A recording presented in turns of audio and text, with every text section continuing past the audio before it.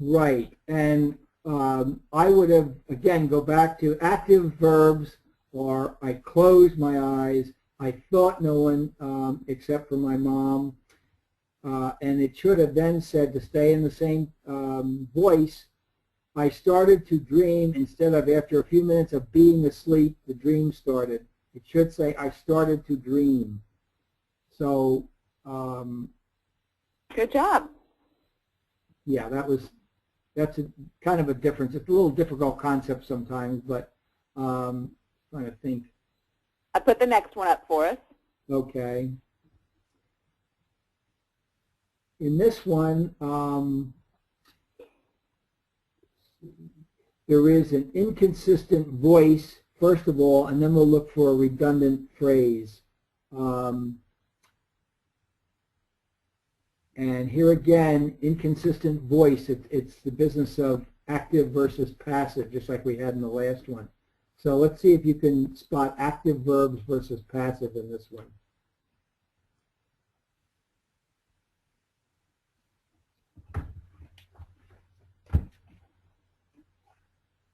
Any ideas on either the active and the passive, or on something that might be redundant in the story?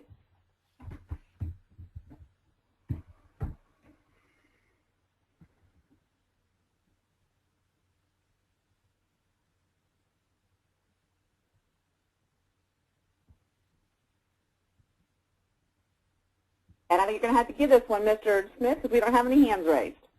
Okay. Let's see. Oh, wait. Oh, wait a minute. Our two girls might have an answer for us. No, wait a minute. There's one more sentence. Can you bring it up a little more, a little higher? I think that nothing's wrong with this paragraph. Oh, very good. Okay. And you know what? I think I agree, because the last sentence is cut off, actually, so it's not on there. All right. Okay. So good job, girls. You kind of got our trick. There's nothing wrong with it. I had a second sentence. Let me just read it to you anyway, because that was the one that had the passive verb in it. Because in the first one, you are quite correct. I began to doze off. That's active. I dreamed. That's active. He broke a rule. That's active. And I was punishing him.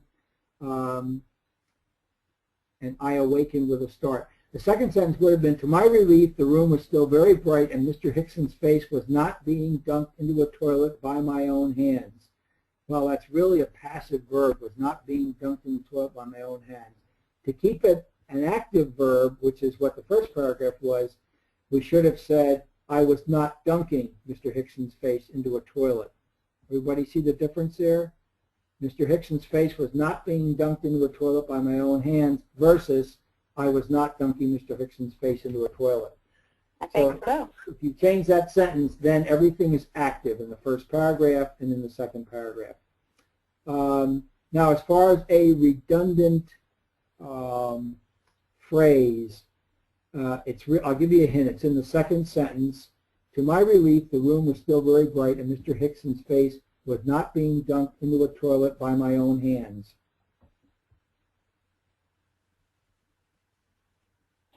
And that's the one that's not on the screen, Mr. Smith, so we might have to skip this part. No, that's why I read it again. If you want me to read it again, you guys, I'll read it again. Sure, one last time. In there is a redundant phrase.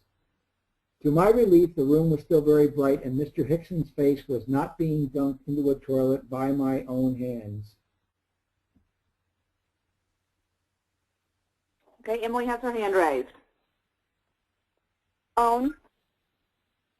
Own. She said the word own is redundant. Let's see what Yankee and Ansha say. Dunking his head into the toilet. Okay, dunking his head into the toilet. Good job. Anybody else? Okay. I had a little different answer, guys. What was redundant to me is by my own hands. To my relief, the room was still very bright, and Mr. Hickson's face was not being dunked into a toilet. I think you could leave off by my own hands, because how else? You said in the first part, first rule, he broke a rule and I was punishing him by dunking his head into the toilet. So first of all, you've already said that you're dunking his head in the toilet. And how else are you going to dunk it if you don't use your own hands? So it could have said Mr. Hickson's face was not being dunked into a toilet. And if we change that to an active verb, I was not dunking Mr. Hickson's face into a toilet. You really don't need by my own hands, because how else do you dunk somebody's face into the toilet, number one. And secondly, we already set up above, I was punishing him by dunking his head into a toilet. So whether you keep the passive verb or you change it to an active verb, I felt by my own hands was not necessary. It's like John was thinking in his brain, or Harry was thinking in his head. Well, if you're thinking, where else is it going to be but in your brain or in your head? So that sort of thing are examples of redundant. How else are you going to dunk somebody if you don't use your own hands? Is that clear, everybody? Is that okay? I think that's it. Okay. We have 2 more examples to go. And we're going to I think we're going to have to move pretty quickly on these because we're almost coming up to the end of our hour. Okay, very good. Why don't you throw them both up? And the first one is grammar.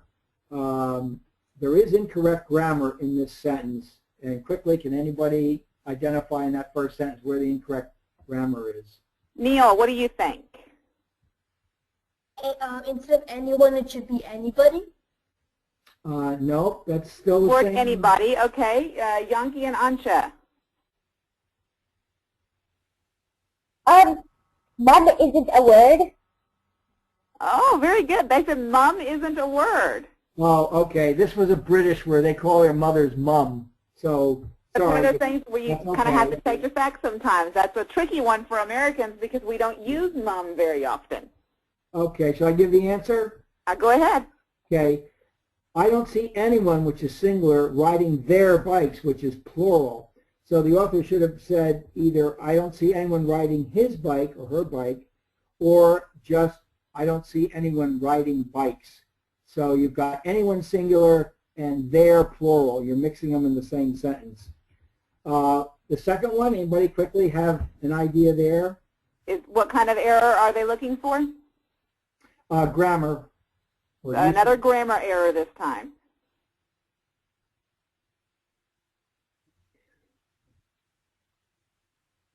Okay, no hands? They're still reading, I think. Okay.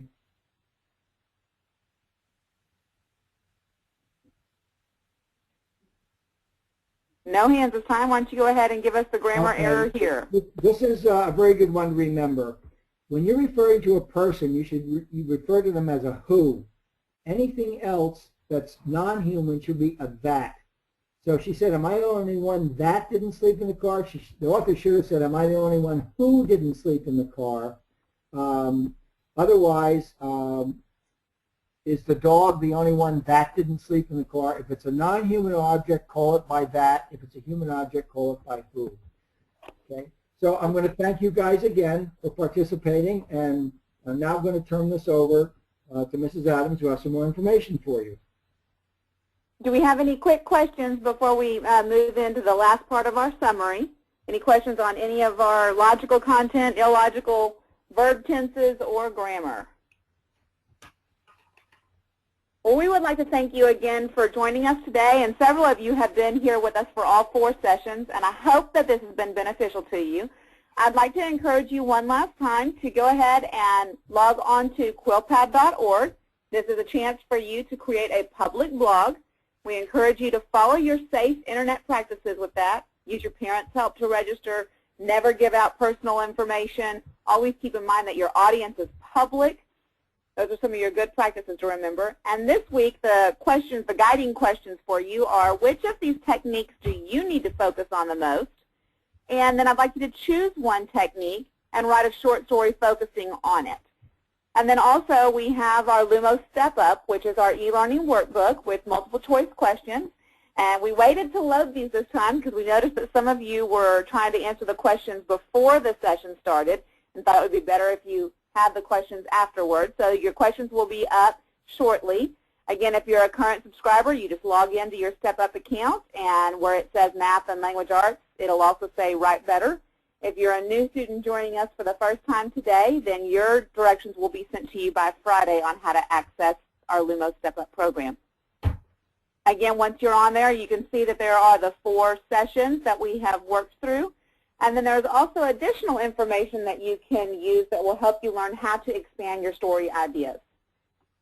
Your session summary, once you choose a specific lesson, there will be a summary, and you can see it will include some of the homework. It also will include a video. We've tape recorded each of these sessions, and you'll be able to go back and watch those again for any additional information.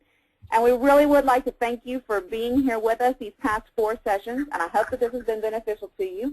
Parents, I'd like to encourage you to keep an eye on your email. We're going to try to send out a survey for those of you who have been here with us to get your feedback, because we will be repeating this again with other students at other points in time.